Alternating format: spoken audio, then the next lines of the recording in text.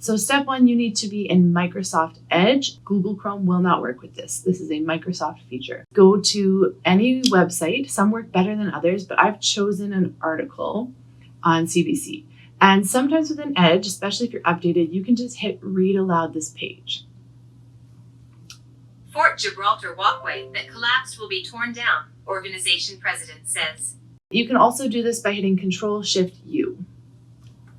Fort Gibraltar walkway that collapsed will be torn down. So if you just have a student who needs a little help in interpreting the words, maybe their reading fluency is not particularly fast, but their comprehension when hearing the words is great, that is one option. And again, they can be connecting headphones. Even if they have their own AirPods or something, you can connect those to school devices.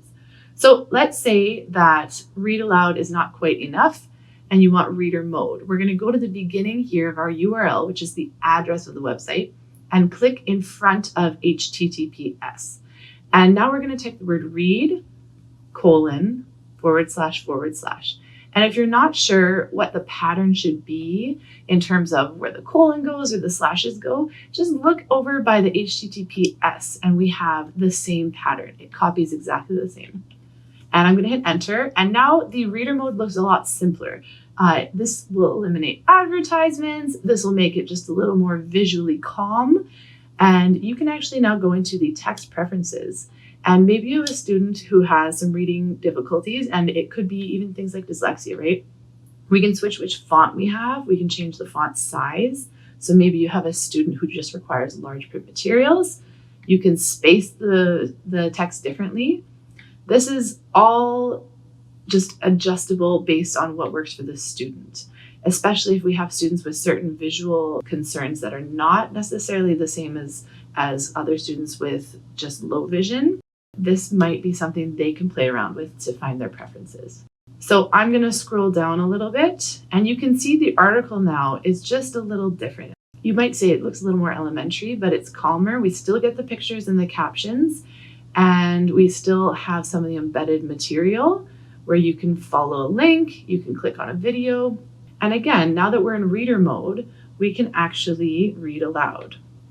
Fort Gibraltar walkway that collapsed will be torn down, organization president says.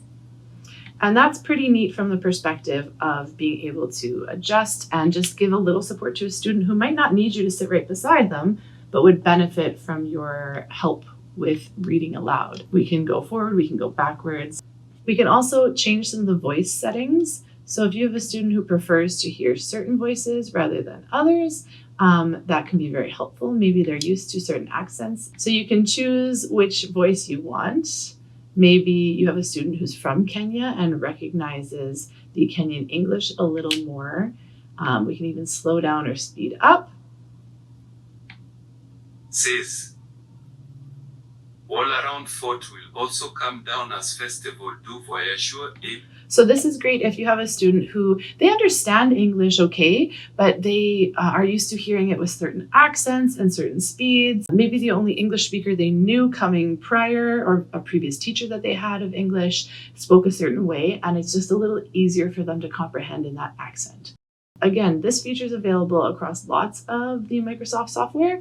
This is just helpful when you are in the Edge browser or asking them to use the internet a little more independently. So this is a great trick to teach your kids, and also something you can easily set up, like put it into reader mode, and then they can work with that system.